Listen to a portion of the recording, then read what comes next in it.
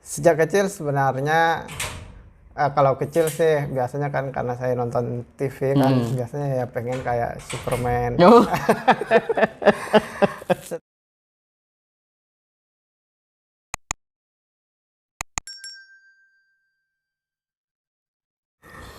Bismillahirrahmanirrahim. Assalamualaikum warahmatullahi wabarakatuh. Sahabat kalian berbahagia, saya hari ini bertemu dengan seorang kolega dari Soreang, Kabupaten Bandung. Dia adalah saudara Bustanul Arifin. Apa kabar Bang Bustan? Alhamdulillah sehat. Alhamdulillah sehat. Apa yang menyebabkan Bang Bustan sehat ini? Tentu selain karena karunia Allah Subhanahu wa taala, pasti ya yang terpenting adalah mungkin bersyukur kepada Allah Subhanahu wa taala. Bersyukur, alhamdulillah. Bang Bustan ini adalah mudir dari pesantren Hidayatullah Soreang, Kabupaten Bandung. Apa yang menjadi tantangan? Masih muda dan sudah menjadi pengasuh pesantren, pengelola sebuah pesantren. Bang Bustan, apa yang dirasakan selama ini? Ya, pertama kalau berbicara tentang tantangan, pertama yaitu bagaimana menanamkan idealisme perjuangan tentu kepada santri-santri yang saya didik saat ini. Selain itu tantangan secara lingkungan mungkin barangkali ya, karena memang di sana itu ada budaya masyarakat, kemudian juga ya kebiasaan-kebiasaan di lingkungan yang memang sebenarnya kita juga perlu menyesuaikan sesuai dengan kemampuan dan kapasitas kita sebagai seorang pendidik di sana. Jadi sejauh ini masyarakat sekitar mengerti bahwa itu pesantren gitu ya? Ya, sejauh ini memang mengerti, hanya saja memang ada sedikit mungkin yang perlu Pendekatan khusus. Terkait dengan misi kita, terkait dengan pendidikan kita yang kita jalankan di sana. Dulu waktu kecil memang punya cita-cita gitu, pengen ngelola pesantren. Setelah sekolah di pesantren SMP SMA itu memang untuk cita-cita ingin jadi pendidik itu sebenarnya kurang tertarik. Artinya tidak terbesit gitu ya? Tidak terbesit. Bahkan kalau cita-cita yang ada dalam bayangan itu ya mungkin jadi politisi. Oh, itu yang justru menjadi menjadi gambaran gitu ya? Jadi gambaran, karena lihat politisi ketika di televisi atau di koran, di media-media terlihat sesuatu yang wah. Kemudian betul. juga kontribusi terhadap bangsa, negara, kemudian agama kayaknya sangat luar menarik biasa. ya. Padahal politisi itu ngomong bisa jadi berita kan? Keren banget tuh. Sedangkan pendidik waktu itu saya kan melihat guru-guru saya begini ya. Apa yang antum lihat pada guru-guru ketika itu? Maksud saya mengatur saya saja kadang-kadang itu Kesulitan. teman-teman dan sebagainya, sehingga bisa juga jadi guru. Makanya saya mendingan jadi politisi. Dan nasihat guru cenderung seperti dongeng ya, dibanding ucapan-ucapan politisi gitu ya. Nah, akhirnya terbersit atau ya mewakafkan diri untuk jadi pendidik itu setelah saya kuliah di Surabaya, Ustaz Lukman Al-Hakim. Momen apa yang mengubah itu kemudian akhirnya pertama politisinya buyar jadi pendidiknya kuat? Pertama saya ketemu dengan gurunya Muhammad Al-Fatih. Meskipun itu dalam sebuah tulisan bahwa seorang guru itu berhasil melahirkan sosok pejuang seperti Muhammad Al-Fatih. Kemudian di selain itu saya juga ketemu dengan Ustadz Abdullah Said ya, di dalam buku Mencetak Kader, meskipun dalam kisah sebuah tulisan ya, literasi ya, literasi saja. Ketemu dengan host Cokro Aminoto yang melahirkan 3 murid berbeda ideologi. Akhirnya saya tertarik untuk terjun ke dunia pendidikan. Jadi kemudian motivasi dari Nabi Muhammad SAW bahwa barang anak Adam yang meninggal itu terputus amalnya kecuali 3 perkara. Itu yaitu yang bermanfaat ilmunya, punya anak yang soleh yang selalu mendoakan, kemudian amal jariah. Nah, tiga-tiganya itu sebenarnya pengen saya raih tiga-tiganya. Dan itu ada di pendidikan ya? Dan itu ada di pendidikan. Nah, itulah yang mengubah saya kira pola dan paradigma pikiran saya untuk terjun full di pendidikan. Di pendidikan. Wah, luar biasa.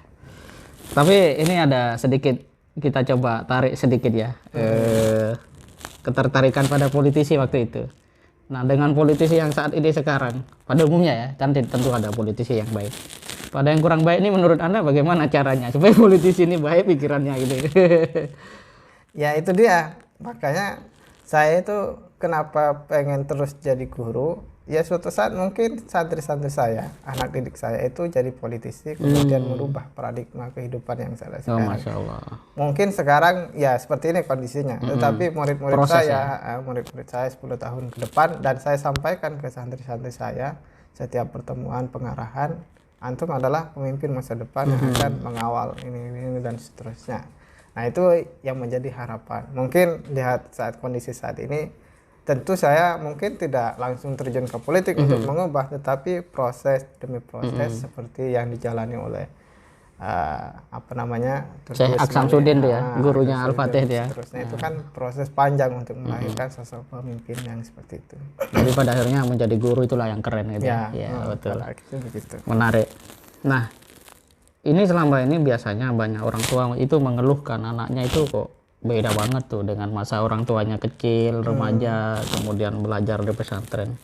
Sejauh ini apa sih yang ditangkap dari tingkah laku, pola pikir, atau keinginan anak-anak yang santrinya generasi X ini ya maksudnya, atau Z ya, generasi Z ya. Seperti apa itu yang Bang Bustan tangkap sehingga nanti pemirsa kita yang punya saudara atau bahkan anak yang sudah SMP, SMA itu punya solusi, jalan keluar menyikapi katakanlah tadi hal yang dianggap mengkhawatirkan oleh banyak pihak. Sebenarnya kalau dalam dunia pendidikan itu yang mungkin tidak pernah dan tidak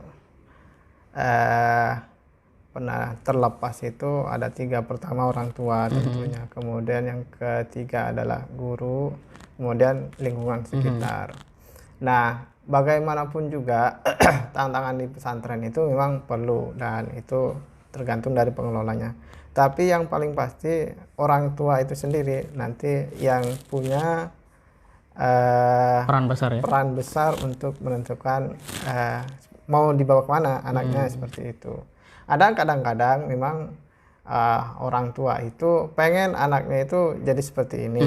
Pada saat yang sama orang tua itu sendiri tidak memberikan arah keteladanan. Ya otomatis warisan atau darah-darah yang ingin diwariskan itu tentu itu terputus karena itu sudah dimulai dari orang tua kita sendiri seperti itu. Jadi kontribusi lembaga pendidikan kalau dalam hal ini adalah pesantren itu berapa persen kira-kira? Tadi kan peran besarnya ada di orang tua ya.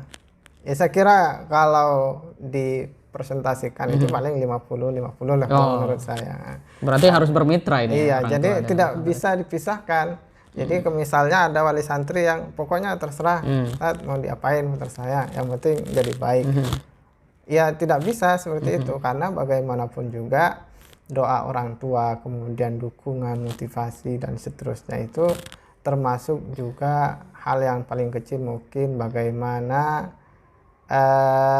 usaha-usahanya dan seterusnya. Kalau misalnya ditarik dari kisah Imam Ghazali misalnya kan, ya orang tuanya lah yang memulai, meskipun secara profesi mungkin beliau adalah tukang jahit lah dalam kisahnya, tetapi ketika bertemu dengan melihat para ulama itu berdoa, ya Allah mudah-mudahan anak saya seperti ulama. Kemudian tentu yang dilakukan oleh orang tua Al-Ghazali juga demikian, terus disampaikan, kemudian dipilihkan tempat dan lingkungan pendidikan pergaulan yang memang sesuai dengan apa yang diinginkan oleh orang tua Imam Al-Ghazali. Nah, seperti itu saya kira terkait dengan peran ya antara orang tua kemudian dengan dunia pendidikan itu sendiri. Jadi tidak serta-merta diserahkan kemudian disalahkan kalau ini enggak jadi pesantrennya yang Disalahkan. Dituntut gurunya ya.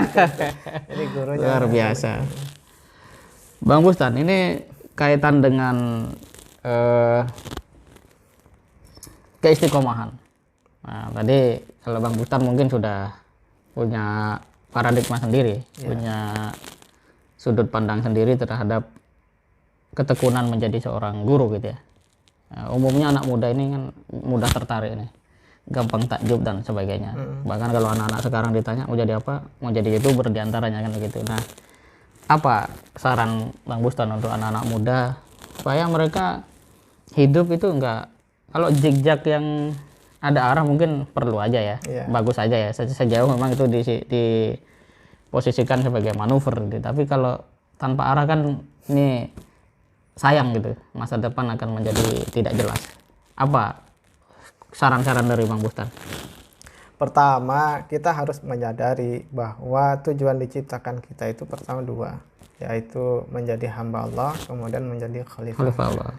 Jadi itu saja yang perlu diingat terus. Pertama, apa yang harus dilakukan sebagai hamba Allah Subhanahu wa taala. Kemudian yang kedua, apa yang harus dilakukan sebagai khalifah atau pemimpin, memakmurkan alam semesta tentunya kan sesuai dengan yang diperintahkan.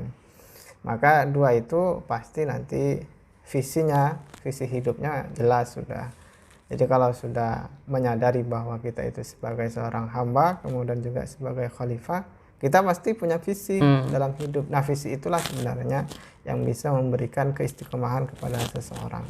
Nah, kalau visinya sudah benar, maka insya Allah saya kira akan tetap di jalan yang lurus, kemudian istiqomah, dan dengan doa dan ikhtiar yang senantiasa maksimal, maka Allah insya Allah akan membimbing terus kita semuanya. Baik, luar biasa ya. Jadi untuk anak muda harus memahami tentang tadi ya, Abdullah dan Khalifatullah gitu ya. Jadi Abdullah itu ibadah, ya ibadah segenap macam ibadah ya, termasuk amal soleh. Kemudian Khalifatullah itu kita memposisikan diri sebagai orang yang mampu mengendalikan, ya, mengatur, dan seminimal mungkin adalah mengatur diri sendiri seperti itu ya, keluarga dan lingkungan mana kita berada. Terima kasih banyak Bang Bustan atas waktunya, dan sahabat kalian yang berbahagia. Pada dasarnya kita mengerti, melihat bahwa sesungguhnya kalau bangsa ini memprioritaskan pembangunan guru ya, karena kan ada ahamu ar-ruhul mudarris ahamu min kulli syai' gitu ya, bahwa spirit atau jiwa guru itu adalah lebih penting dari apapun, dari kurikulum lah, dari jargon-jargon merdeka belajar merdeka atau apapun itu gitu ya, termasuk metodologi, kurikulum dan sebagainya. Visi dan idealisme guru itu yang harusnya menjadi perhatian negara kita gitu ya, pemerintahan kita. Tapi kapan itu terwujud tidak terlalu soal ya, yang terpenting adalah apakah kita punya kesadaran dan tekad untuk mewujudkannya. Tadi Bang Bustan sudah berikan sebuah argumen bahwa menjadi pendidik itu berarti merekayasa masa depan dengan hadirnya generasi-generasi yang cakep ya, capable ya, kemudian visioner, dan tentu saja beriman, berakhlak mulia, bertakwa kepada Allah Subhanahu wa taala. Terima kasih banyak Bang Bustan. Sama-sama. Semoga murid-muridnya menjadi orang-orang yang dapat membawa kebaikan bagi bangsa ini, dan Bang Bustan menjadi guru yang melahirkan banyak murid yang luar biasa. Terima kasih. Assalamualaikum warahmatullahi wabarakatuh. Waalaikumsalam warahmatullahi wabarakatuh.